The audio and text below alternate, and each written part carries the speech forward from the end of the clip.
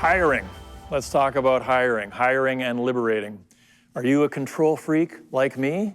Can you become an outsourcer and avoid hiring for some period of time? Can you use, you've heard of OPM, other people's money. How about OPP? Can you use other people's people? Sometimes in the end, you wind up having to steal other people's people, but that's a whole other conversation. Hiring. Is it the last resort? It kind of should be. So when do I hire my first associate? This is a common question, and I very much prefer the word associate over assistant. So when do I hire my first associate? Well, I'm going to say that you want to have one associate per 6 files. I loved a mastermind session I did years ago that's stuck with me forever. It was Eve, you're just a phenomenal dude. You're like a machine and incredible guy, incredible broker.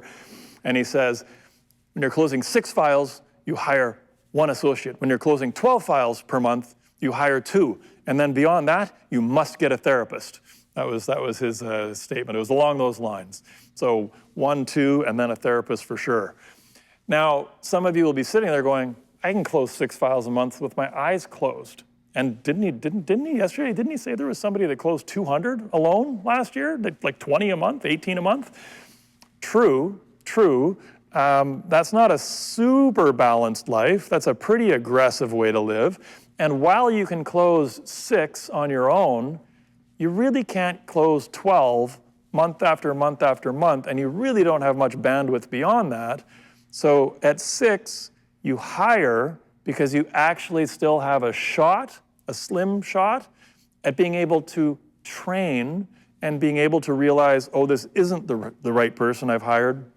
I need to let them go and rehire somebody else. Like, you're still in the safe spot. But when you get to 10 or 11 or 12 files a month, and that's when you're really like losing your mind and you realize you need help, you don't have time to actually interview properly, and you don't have time for it to go wrong. And it tends to go wrong, but we'll get into all the different ways it goes wrong. You want to plan for success, not wait for the success to happen. You want to plan for success. That's a bit of a theme I've got going here too, isn't it? And keep in mind, yes, brokering is lonely. You know, the self-employed Christmas office party here. Like, not even Pablo had enough money to buy friends in the end. And I say, I use Pablo for a reason, because I did have one individual say to me, oh, my staff are all my friends. You know, we were talking about how they could streamline a few things and they could potentially lose 2 people from their staff and still operate at the same level.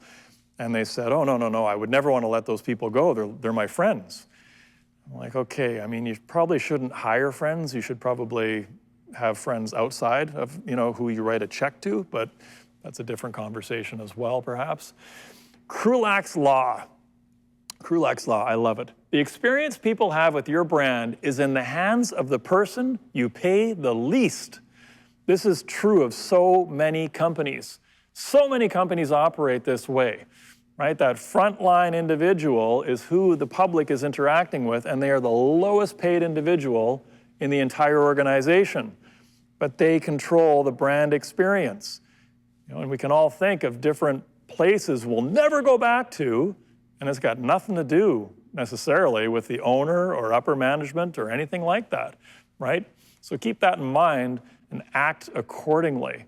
Be cautious with who you're having interact with your people and just where exactly they are on the pay scale and how much they care about your business. Because as I say, the experience people have with your brand is in the hands of your person they pay the least. Act accordingly. Keep that in mind as we go through this. My takeaway from that has always been to pay a premium dollar for premium talent. Work out your hourly rate again, right? I mean, you don't need to work it out. You've written it down. It's still there in your notes from yesterday. It's probably planted pretty firmly in your head. What is your hourly rate? When you think about your hourly rate, how can you even begin to think you're going to hire someone in particular to underwrite files, to review documents in depth for $18 an hour? And that, I wish I was making that number up. I'm not. I've had brokers say to me, I just can't seem to keep staff. And the first question I always ask is, well, how much are you paying them? $18 an hour for docs, review, and underwriting? Are you nuts? Like, I would never put my client's docs and the relationship with the underwriter at the lender in the hands of someone that I'm only paying $18. I'm not saying you can't have an amazing, high-quality person for $18 an hour. You can, but if they're amazing and they're high quality, somebody else is gonna see that in them and pay them 28 bucks an hour like that, or 38 bucks an hour, or, on it goes, right? And Zoom strikes again. We can hire basically anybody from anywhere at this point. It's pretty interesting, you know, when you think about the way this has played out.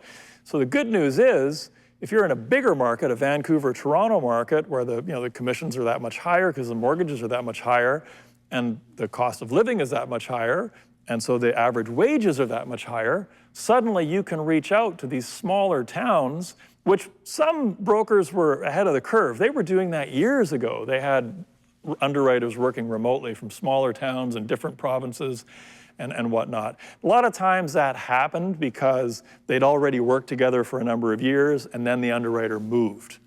And so they already had that trust built up. That was a key part of it. But at this point, we are hiring outside of the regular geographical limitations. Now, the bad news is the people in those smaller markets realize they can go to work for people in bigger markets. It's not like a secret. So they actually know they don't have to keep working at the Timmy's down the block for 18 bucks an hour. They can go back to their underwriting job at $48 an hour, and away they go. So the overall story is, in fact, good news when you think about it, because I am a fan of equality and I'm a fan of paying a premium. And I think it's awesome that we are moving into that zone of being able to kind of live wherever you want to live and still have a pretty great gig. Like, you don't have to specifically commute into a downtown core to earn those extra dollars. I mean, it was like running a gauntlet. You think about having to get up in the morning, put yourself together, you know, deal with whatever you got to deal with on the home front, battle your way through God knows how much traffic, half an hour, 1 hour, hour and a half. There are people with 2-hour commutes in this country before the pandemic, all in the name of a paycheck, which they can now accomplish. Like, they're never going back. They can accomplish it through Zoom. They can accomplish it remotely. But that is good news, because that's really opened up hiring options for you in a big, big way. So as they say, minimize the opportunity for miscommunication, for honest mistakes, and for malicious mistakes. This is what you want to do. Now, what am I saying here? I'm basically saying don't hire anybody. That's what we're going to start off with. Let's not hire anybody. Because as soon as you hire someone, you do increase the opportunity for miscommunications. And you do have someone else. You have another human who can make mistakes. You make mistakes, I make mistakes, we all make mistakes. And you've got an ongoing cost. If you've hired them as an employee, you have a fixed salary that you're paying somebody, or you have a fixed hourly rate, that can get complicated. And what can be really complicated is exiting that relationship. That can become complicated. What does that look like? It can become very costly. So keep in mind, mistakes will happen, right? I don't know who got my Happy New Year card this year, wishing you a happy 2020. Like, really? Was 2020 even that happy a year to begin with? How did that happen? How did that happen? Who proofed that? Okay, technically I proofed it. I mean, they sent it to me, they said, what do you think of this? I said, I looked at the logo, I went, yeah, no, it looks pretty good, send it out. It's 2022, damn it, right? So 657 Happy New Year cards go out. What are you gonna do? Like, it just happens, right? They felt horrible. I said, it's okay. They said, no, that you spent so much money on this. Blah, blah. I'm like, it's fine. It's fine. And you know what? A whole bunch of you didn't even notice. Some of you got this card and didn't even notice. A few of you got it and you were quick to send me a picture of it and like with a question mark. And I appreciate that. It's important to realize when you've made such a ridiculous typo. So This is what happens. Even when you outsource, this is what happens. And well, yeah, I mean, I've made a few mistakes myself in my time. So I wasn't hired to do a job, but I was given a job to do, and it was just put the dishwasher through at the Pan Pacific and Whistler at one point. And so I grabbed the dish soap. Why wouldn't I grab the dish soap? There's a point to this story. So I grabbed the dish soap and I squeezed a bunch of it into the dishwasher thingy and shut the lid and turned it on and went out for breakfast.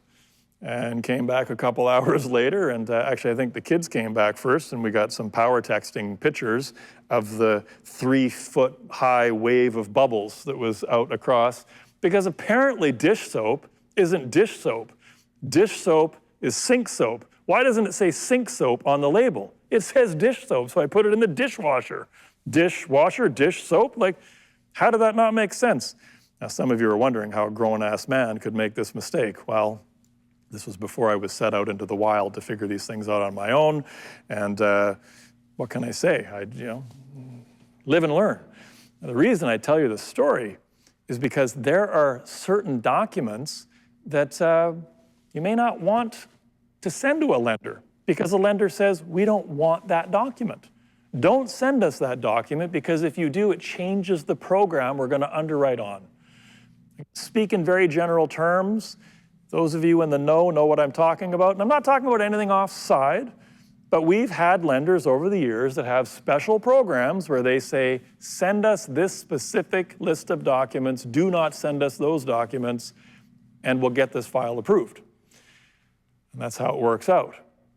But every now and then, you've got somebody working for you who just assumes this file needs to have these documents sent in. One blew up recently. That was a fun one, because bank statements got sent in from a country on a list that has got sanctions. Now, the thing is, the clients had all of the down payment money in a Canadian account, in a Canadian bank. There was no transfers between these different banks, but somehow the client had accidentally scanned in one of the bank statements from their home country, where they still have a home, they still have an account, and it went into the lender, and the lender torpedoed the whole file. They're too concerned about the fact that they have a banking relationship. Lenders are very, very cautious, very, very uptight. And so, again, you've hired someone to do a job for you, send in bank statements as they come up, review them, send them in. So they reviewed them, and they were trained to review them by you, and what were they trained to do? Make sure nothing's blacked out, make sure the name and the account number are there. It was all there. So their underwriter sent it in. And they phoned me because this file is now blowing up in the 11th hour, which is also partly on them, because they didn't get the down payment docs until a week before funding, something else we're going to touch on today. So whose fault is this? It's not the underwriter's fault, right? I mean, dish soap is dish soap. A job letter is a job letter. An NOA is an NOA. A bank statement's a bank statement, except when it's not. But how are you going to train for all of those eventualities? Mistakes are going to happen. So again, you've got to be ready to accept some of these mistakes if you're going to actually bring someone into your business. And so should you bring someone into your business? But keep in mind, when those mistakes are made, a mistake is an opportunity. It's an opportunity to be kind, and it's an opportunity to lock in some loyalty, and it's an opportunity to demonstrate some humility. It's an opportunity to be better, really. Ray Dalio, a billionaire hedge fund dude, bootstrapped himself from a one-bedroom apartment in New York to billionaire status. It's a pretty interesting tale that he's got. He wrote a great book called Principles.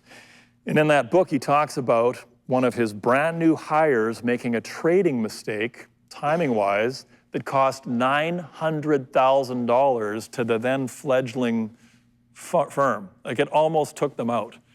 Did he fire that guy? No way. As he said in the story, he's basically paraphrasing. He says, I've just made a $900,000 investment in you. 25 years on, that individual is running his firm, right? So mistakes are an opportunity. Not to lose your mind, not to lose your shit. That's not what the mistake is an opportunity to do.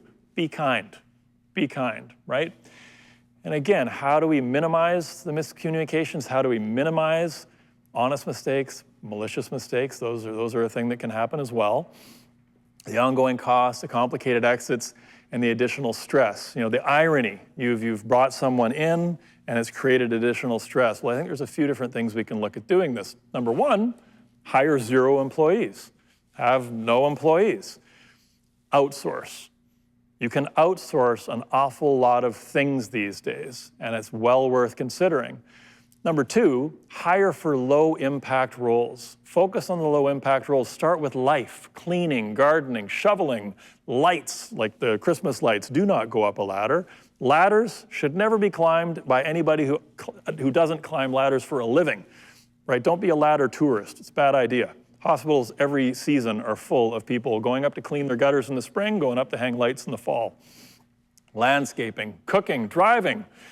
Like, why are you doing all these things yourself? Why aren't you outsourcing them? Because if a mistake gets made with dinner, your lawn, your lights, whatever, that's a low-impact mistake. That mistake's not costing you $8,000 in a lost commission. It's not blowing up a referral partner relationship. So where in my life can I pay a little extra to go first class? It only costs a little extra to go first class. I ask myself this question all the time.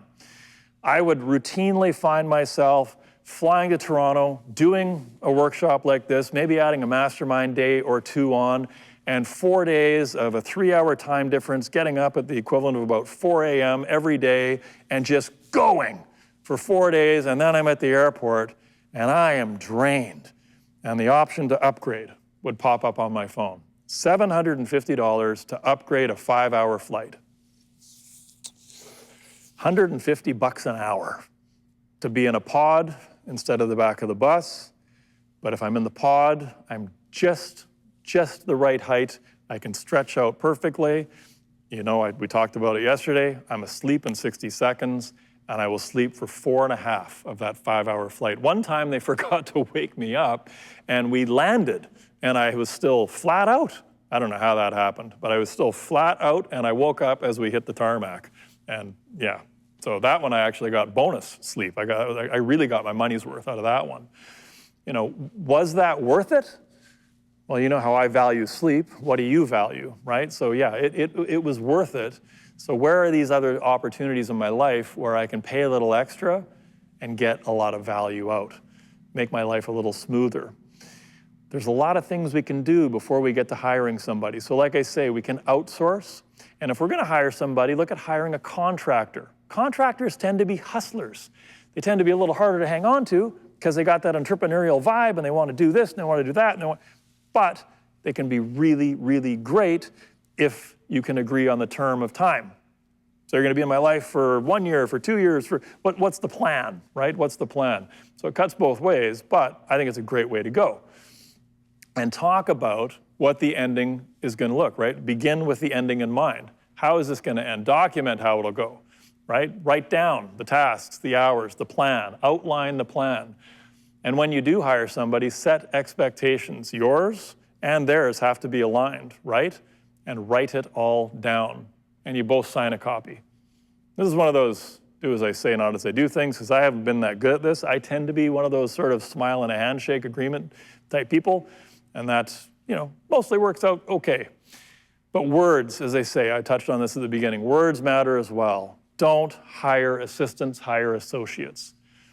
Because if you start using the word assistant regularly, which most of us do, and then you use that word to your client, you're never gonna have your client trusting in that person.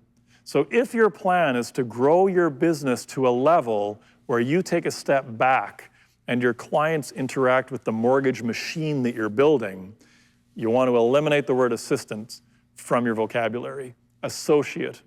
I talked about planes. Do I want to hear the pilot come on the intercom and say, so my assistant's going to land this one today? No, I really don't. That's going to make me a little more concerned than if I hear him say, my associate, right? I mean, he's going to say co-pilot, but associate's a lot closer to co-pilot than assistant. Who am I, right? Do you have any idea how others perceive you? This is always one of my favorite little bits to run through. The DISC profile. So half of you have done a DISC profile. You know who you are. The other half, I do recommend that you Google the DISC personality profile and take a run through on this. It is a very interesting exercise. It's interesting to do it every few years and see how you're changing. I am changing a little bit. My edge is coming off just a little bit. I tend to be very results, action, enthusiastic, sort of end of the spectrum. In fact, I was right at the outer edge of the DI, which is let's do it right and let's do it now. Like, let's go. Let's just do it now.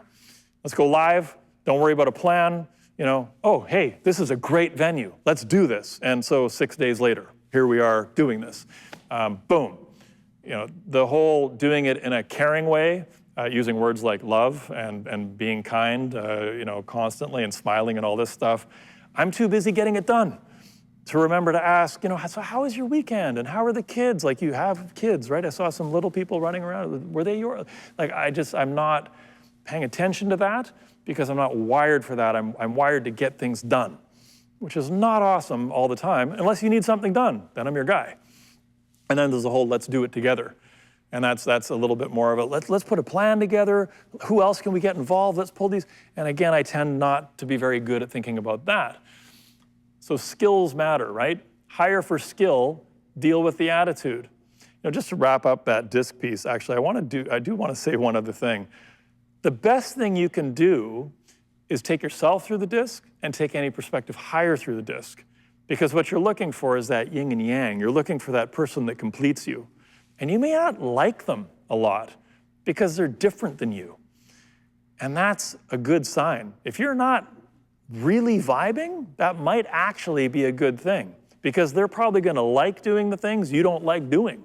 And they're probably going to hold you accountable in a few different ways. So as I say, this one stirs things up a little bit with people. Hire for skill, deal with the attitude. No, I'm not saying hire someone with a horrible attitude, but you got to have a little bit of latitude with the attitude. Again, I mean, you're looking for skill. Is this person competent? Are they phenomenal at what they do? Most conveyance staff, like the most efficient conveyance staff at law offices, the most efficient underwriters at lenders and in brokers' offices are not real warm, fuzzy people. Some of them are, but not all of them. Overwhelmingly, the default to the most efficient underwriters, the conveyancers that package the most files per month, they're just not people. And people who wind up interacting with them kind of have a bad experience. So again, you've got to be aware of the personality of the person you're hiring and what are you hiring them to do, and should you bring your underwriter out from behind the curtain to interact with your client? That might not be the best idea, right? That might not be the best idea, but just because they don't have a great attitude doesn't mean they're not great at the job. The other thing I would say is licensing matters. Licensing matters a lot. I like to be 100% compliant. I like to always have somebody who is a licensed agent or broker working with me. That's what it's all about. And they work with you, they don't work for you. But, you know, you got to keep that one in mind. It's a little different from province to province. In Ontario, there's no excuse. There's no excuse. It's $400 in 1 week. I mean, come on.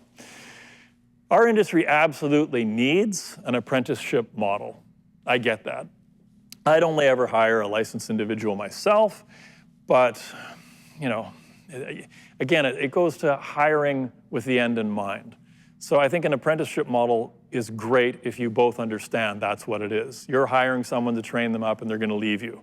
Rather than, well, I keep hiring people and they keep leaving me. Well, yeah, I mean, they probably planned on leaving you from the beginning. So again, where do you hire these people from? Lenders, competitors, you might find them on Facebook, but it's nationwide now. It's nationwide. And how? Well, you might have to poach, you might have to bribe, you might have to woo. It's going to take a little more effort these days because underwriters in particular are in demand. Considerations, right? Do they really need to be in an office or can they work remotely? I think we all know the answer to that question. But if they're going to work remotely, keep in mind the tech situation and the security factor. And keep in mind what the training is really going to be versus the expectations. That's a big deal. Do you have time to train someone? Are you any good at training someone? If not, you better hire someone who understands that and probably already knows how to do the job well. And keep in mind, you're going to be thinking about vacations, you're going to be illness, all the rest of it. You got to deal with all those things when you hire somebody as well. And compensation, you know, the $20 an hour, $40,000 a year person, if you're closing 100 files, that person is costing you $400 per file, which really has to kind of beg the question on the outsourcing thing. Could you outsource to somebody and maybe they only need to underwrite 80 of your files, so they actually cost you less. Plus, you don't have the ongoing fixed expenses and the tech security issues and all the rest of it, potentially. And as well, keep in mind, 40K isn't 40K. 40K is more like 45 to 50 when you factor in all the other differences. And 40K is not a number anybody should be hiring anybody at. I just use that number as an example, but it's, you know what, I should fix that. It's not the example to use. I don't want to set that number in your minds. And like I say, there's a lot of value in being incorporated. There's a lot of value in hiring contractors that are also incorporated. Makes a big difference, but again, I elaborated, I think, enough on that yesterday. How to retain staff, maintain self-control. That's probably the number one thing I would say, right? When that bank statement gets sent in from that sanctioned country, do you lose your mind because this $800,000 file is going sideways and everybody else is losing their mind? No, you get paid the big bucks to maintain self-control, right? And on the retention side, people don't leave companies. People leave people, right? People leave people. That's what it boils down to. And refer back to those DISC reports. Who are you hiring? What is their personality? Keep that in mind. Again, these were our stats. 46% of you, you've done it. 54% have not. It's worth doing. And when it comes to liberation, be generous to a fault. Overpay on severance. If you're going to let somebody go, if you're going to blow their life up, you better give them as much of a cushion, as much of a parachute as you can. Don't be a jerk. Write a referral letter. Be helpful. Never hurtful. Allow them to leave with some grace and some dignity. And you know, if they're giving you notice and they're the one leaving you, don't say a thing about them jamming you up or them impacting your life, because you probably have no idea what's actually going on in their life, because we don't ever really share the real reasons we do things. So again, the bottom line, you can offer more than you think. You can offer a lot more than 40 grand a year, easily. And you're seeking a Sherpa, right? Now Sherpas, actually, I couldn't believe this. Sherpas get paid between $2,000 and $5,000 a season to go to the top of Mount Everest, back and forth to the top of Mount Everest for $5 grand a season. Like, that's unbelievable. So, you know, like maybe that makes the argument on the 40. No, it doesn't make the argument for that. It's incredible what people will do for you, right? It's amazing what people will do for you, but they're not really doing it for the money either. To a point they are, but they also need to buy into your values and into your mission. That's a big deal. Where are you wanting to go, and where are you wanting to take these people? Where are you going to wind up ultimately? You can't hire somebody expecting them to just grind out files and review docs for 25 years. That's not a thing. So be kind, right? And by the way, this is a shot of Sherpas lined up at the peak of Everest. You know, I was pictured Everest as being something that 4 or 5 people went to at a time, but apparently it's like a nonstop highway up there at this point.